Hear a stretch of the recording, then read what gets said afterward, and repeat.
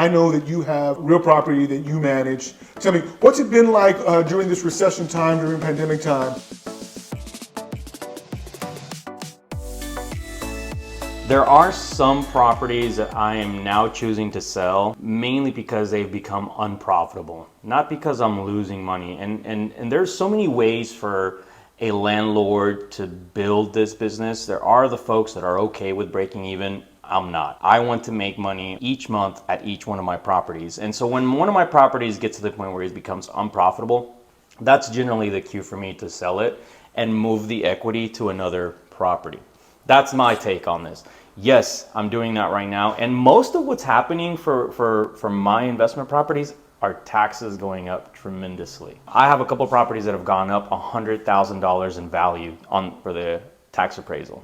And so when you start adding that up and you start calculating it, that's the income that I was making on a monthly basis. Now it's going to the government. And so we're having to take a look at those and say, well, this one may or may not make sense. If it doesn't make sense, let's liquidate, buy something else in a different part of town, in a different neighborhood, or in a different type of deal. If it's making money, then we continue to keep it. Are you finding that you're recovering any of the potential losses from the original plan? Now, I'm going to do the short-term, long-term rental. Are you recovering the money on the back end from the flip?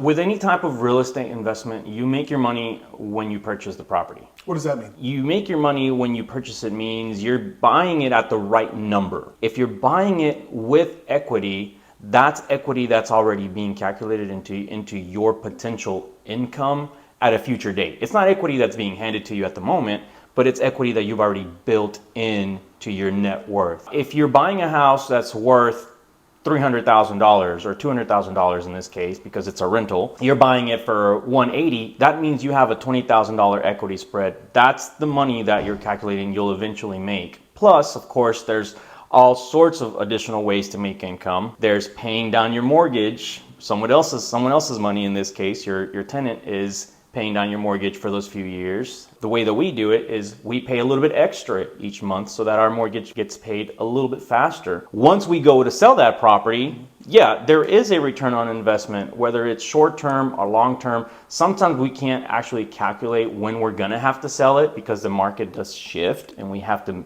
make adjustments.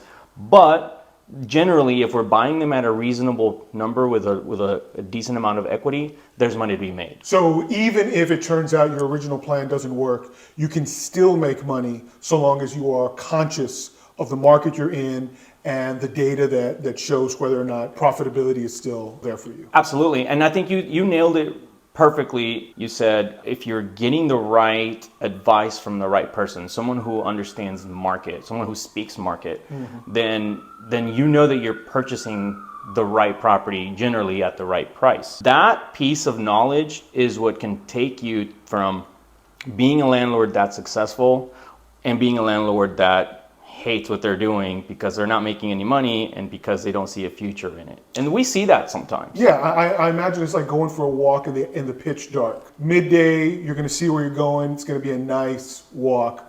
When it's dark, you're gonna trip and fall and hurt yourself, and you're not gonna enjoy that same trail because you just don't see where you're going. If you have no clue where this whole thing is taking you and you're just buying random properties, and that happens with a lot of landlords, then you can get to the point where you're not really enjoying what you're doing anymore because you have tenant headaches, you have property headaches, and before you know it, it's more headache than it's worth. Buying it at the right price is, in my opinion, the number one thing that has to happen, because then at least you know that you've built in a little nest egg on that property, and that whether it's making money at the time or whether the market is fluctuating or whether we're getting into a recession and taxes are going up and expenses are going up, and you have to sell the property, at least now you know there's a little bit of a payday in it for you.